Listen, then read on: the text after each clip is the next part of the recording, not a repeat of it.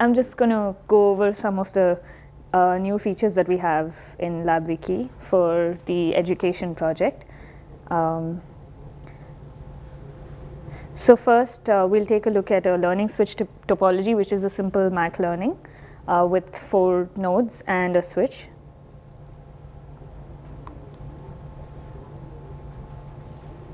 Just see if my resources are ready.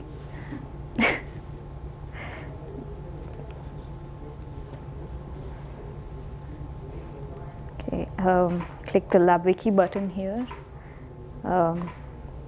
Login. Send the information.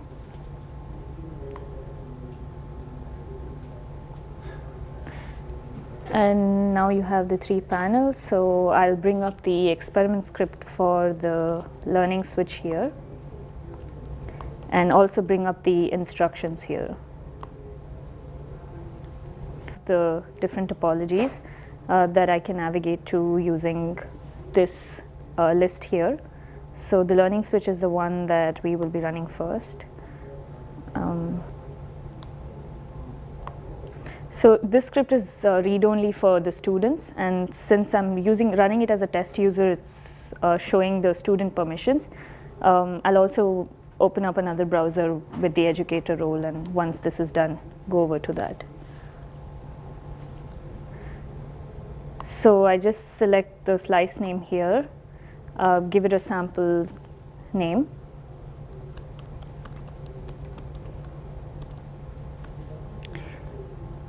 And then start the experiment.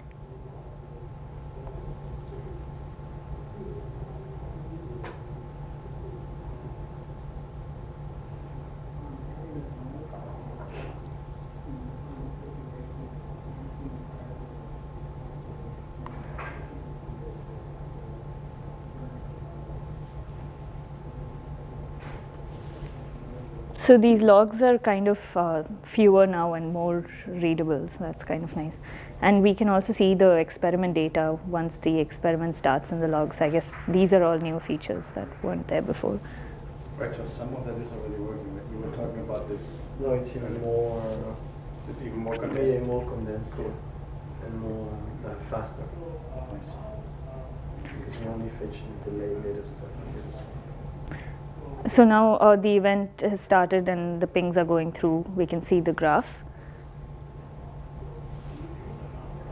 So I can just click and drag this icon over here. Now this will show me a read-only content repository error because this file is created by the instructor. So what a student would have to do is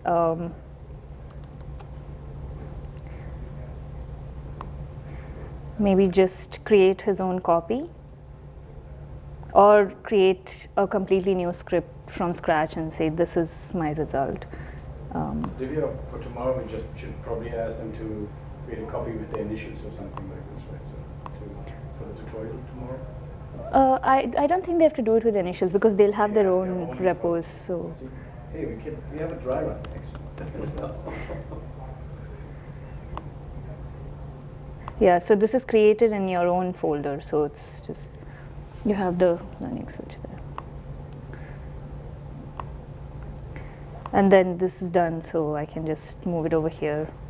We've already seen this message.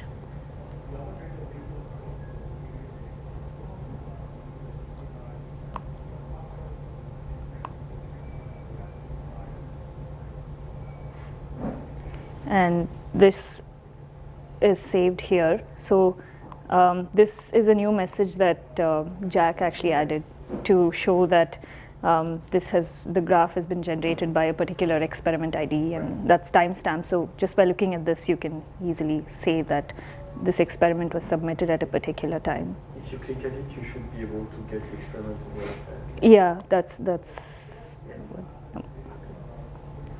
so that's cool because if someone's so when you hit the submit button, right? Yeah. When you hit the submit button, you also get a message now that says you've submitted the experiment right at the top. Oh, awesome. So. Yeah, before nothing happened. Yeah. It would be nice we get some feedback. So because TV was like duck. How often we just submit it. But does the instructor get an email or something like this now? Not really. It's just when you're ready to do the grading, you can bring up the submission list. I'll go over to You the. switch over. Well, Yeah, I don't know, finish just- whatever you want to finish. I think we are done with that interface. So that's pretty much it for this interface. You have read-only permissions. You have to create your own scripts and save the graphs there. Yeah, so that's the submission thing we discussed, and so that seems to be, excuse me, work perfectly fine. So that's great. Yeah. This is also kind of cool. Now I just bring up this submission thing. And it's. But now you're logged in. This is a different language, right? This is the one where I'm logged in, and I just gave myself the educator role. So I'll just reload it because I have this link open from a very long time. Yeah. And now if I click here, I can see that the link that we saw previously is added here. We click on this. Let me scroll.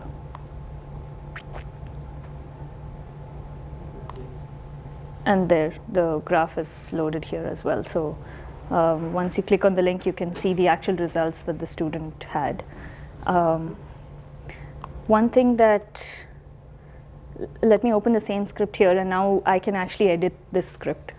And this is also cool because we have this def event feature now, where you can just add an event and check if all the 3 IPs that we're looking for are in the database, and just trigger an event and say the experiment is done. So when you look at the graph and you have 4 lines on there, you know that the experiment is completed without any errors, and student gets full credit for it. Right, so the complete right now? Yes, it does. So if I make a change in here, let me just add a comment line actually, and then say this script tests if you. Yeah, no, that's perfectly fine. Just leave it on that. And then I'm going to save it here. The only problem here now is that when I bring it up here, it doesn't show the refresh version because I still have my old version in the Git. The cache. Yeah, in the cache. So what I do here is I just log out and log back in, and then it shows me the new. We could invalidate that, I think, on the plate, so we can reload it Every after- so often, after just 5 time out. minutes here. Yeah, that's actually a good point. I mean, that should be easy, right? Yeah. Oh, yeah, that's normal HTML. So this is the line that I added. You can, Cool. yeah. Excellent.